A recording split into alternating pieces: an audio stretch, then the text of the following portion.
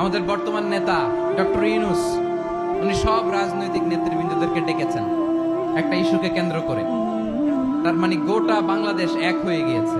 আমরা সবাই উদ্বেলিত হয়েছে, উচ্ছ্বসিত হয়েছে, ঠিক কিনা বলেন? রাজনৈতিক নেতাদেরকে ডেকেছেন উনি, আমরা এক হয়েছি।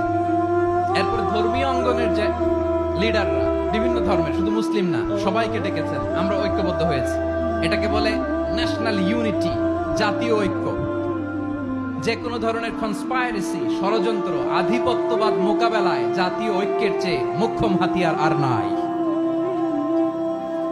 আমাদের একটা প্রতিবেশী দেশ আছে, আমরা আমাদের দেশ নিয়ে যত ভাবি তারা তার চেয়ে বেশি ভাবে।